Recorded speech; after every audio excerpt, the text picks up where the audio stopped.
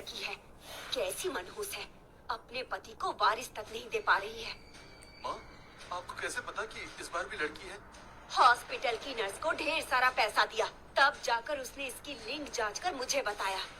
मगर माँ, ये तो गैर कानूनी है, किसी को पता चल गया तो लेने के देने पड़ जाएंगे। तो तू क्या चाहता है, फिर से 9 महीने इसकी सेवा करूं और हजारों रुपए में एक लड़की और घर लेके आ जाऊं? फिर तू सारी जिंदगी इसकी खिदमत कर और उसके दहेज के लिए पैसे जुटा। नहीं, मैं ये नहीं होने दूंगी। तो माँ, आप क्या करोगी? अरे करना क्या है, इस मुसीबत से छुटकारा पाना है, और क्या। मगर माँ, कोई मावा नहीं, मैंने एक बार कह दिया मतलब कह दिया।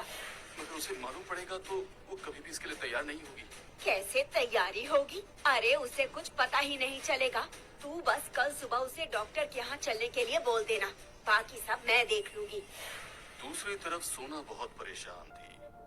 2 बेटियों के होने के बाद वो तीसरी बार माँ बनने वाली थी। दूसरी बेटी के जन्म के बाद ही डॉक्टर ने उसे ऑपरेशन के लिए कह दिया था, क्योंकि वो शारीरिक रूप से इतनी मजबूत नहीं थी कि तीसरी बार भी माँ बन सके।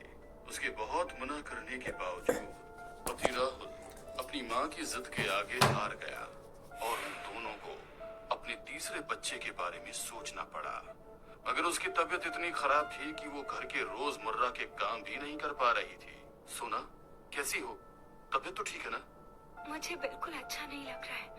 मैं कुछ दिनों के लिए अपने मायके जाना चाहती हूँ। तुम ऐसे क्यों बात कर रही हो? मम्मी तुम्हारा इतना ख्याल तो रखती है। कल तुम्हारे लिए डॉक्टर का स्पेशल अपॉइंटमेंट लिया है, सुबह जल्दी तैयार हो जाना। सोना को राहुल की बात पर यकीन ही नहीं हुआ कि उसकी सास ने उसकी बेहतरी के लिए डॉक्टर से अपॉइंटमेंट लिया होगा। वो नहीं जाना चाहती थी, मगर राहुल की जिद के आगे सुबह तैयार होकर अपनी सास के साथ हॉस्पिटल पहुंच गई। ममता जी ने डॉक्टर से पहले अपॉइंटमेंट लेकर रखा था, इसलिए उनके जाते ही नर्स उसे ओटी में ले गई और ऑब्जर्वेशन की तैयारी करने लगी। बेहोशी की हालत में सोना को समझ नहीं आ रहा था कि उसके साथ क्या हो रहा है, मगर सोना की शारीरिक कमजोरी के कारण उसे बहुत ज्यादा रक्तस्राव होने लगा, जिसे देखकर नर्स और डॉक्टर दोनों डर गए। डॉक्टर, अब क्या करें? इसकी तो ब्लीडिंग रुक ही नहीं रही है। मुझे भी समझ में नहीं आ रहा है। ओ पॉजिटिव ब्लड का इंतजाम करो, इसे ब्लड चढ़ाना पड़ेगा, वरना इसकी हालत और खराब हो जाएगी। डॉक्टर के कहते ही नर्स तुरंत ओटी से बाहर निकली और ब्लड का इंतजाम करने में लगी। दूसरी तरफ सोना की हालत गिरती जा रही थी। नर्स ब्लड लेकर पहुंच पाती उसके पहले ही सोना मर चुकी थी। We are sorry, she is no more. कमजोरी के कारण बहुत ज्यादा ब्लीडिंग हो गई, हम उसे नहीं बचा पाए। अपनी पत्नी की मौत की खबर सुनकर राहुल तो टूट सा गया, मगर ममता जी खुश हो गई। अब वो अपने बेटे की दूसरी शादी करने के लिए स्वतंत्र हो गई थी। अरे क्यों फिक्र कर रहा है तू? क्या कमी है तुझमें? तेरे लिए लड़कियों की लाइन लगा दूंगी। अभी इसके मायके वाले को फोन कर, उस मुसीबत से छुटकारा पाते हैं। सोना का अंतिम संस्कार कर जब राहुल घर लौट रहा था, तब अचानक साफ मौसम में तूफान आ गया। तेज तूफान के कारण राहुल की गाड़ी चलाना मुश्किल हो रहा था। बारिश के कारण कुछ भी सामने नजर नहीं आ रहा था। तभी अचानक उसे ऐसा लगा कि उसकी पत्नी सोना सामने खड़ी है। उसने तुरंत झटके से ब्रेक लगाया, मगर गाड़ी उसकी पत्नी से जाकर टकरा गई। सोना, नहीं, ये नहीं हो सकता। ये कहते हुए राहुल सोना को ढूंढने के लिए सड़क पर उतर गया।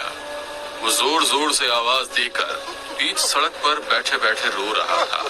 तेज बारिश और हवा आंधी के बीच कार के दरवाजे खुले और ऐसा लगा कि मानो कोई ड्राइवर के पास वाली सीट पर आकर बैठ गया।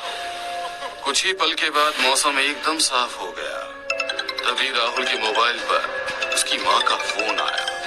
फोन की आवाज से राहुल को जैसे होश आया और वो सड़क के बीच में उठकर वापस कार में बैठ गया और घर पहुंच गया।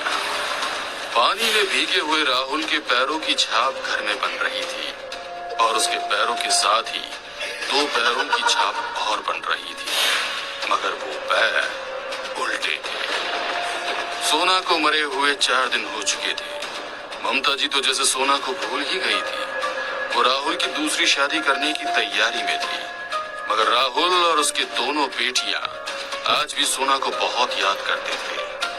उसी रात उन लोगों को सोना के अपने आसपास होने का एहसास होने लगा। पापा, आपको भी लगा ना कि मम्मी यहाँ पर है? हाँ, मुझे उसकी खुशबू आ रही है। सोना, तुम यही हो ना? कहाँ हो? कहाँ हो तुम? सामने आओ सोना, एक बार हमारे सामने आ जाओ सोना।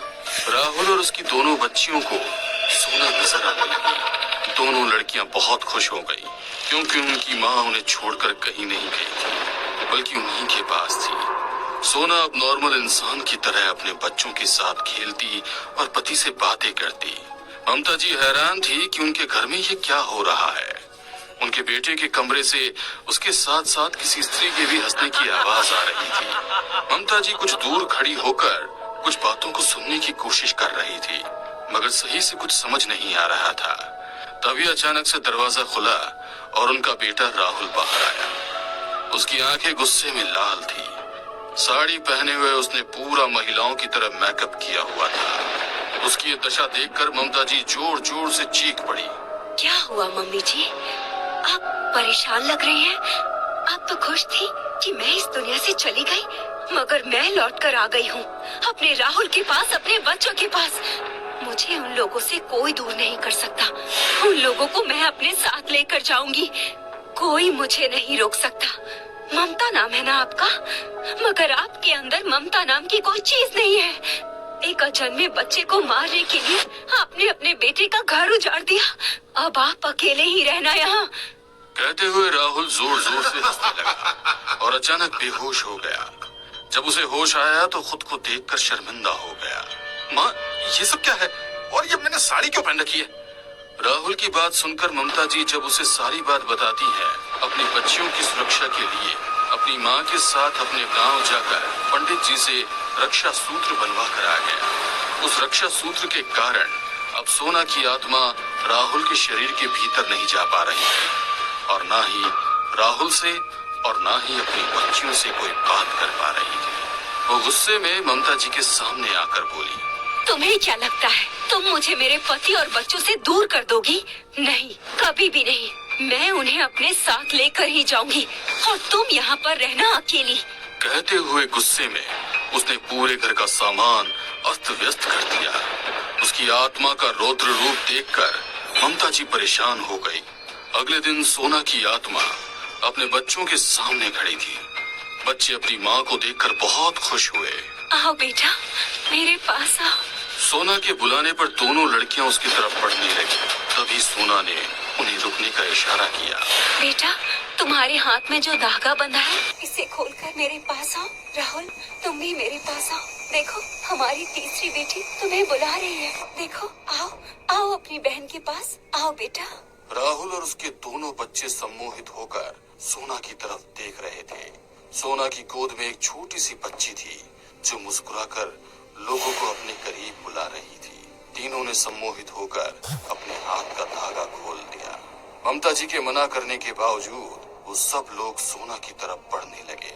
जैसे ही राहुल ने सोना की गोद में से बच्ची को लिया, एक तेज बवंडर आया और तीनों उस बवंडर के अंदर घूम रहे थे। जैसे ही वो बवंडर शांत हुआ, तीनों की लाश जमीन पर पड़ी थी। सोना अपने साथ अपने पूरे परिवार को ले जा चुकी थी। ममता जी के पास पछताने के अलावा कुछ भी नहीं बचा था। पोते की चाह में उनका घर उजड़ चुका था।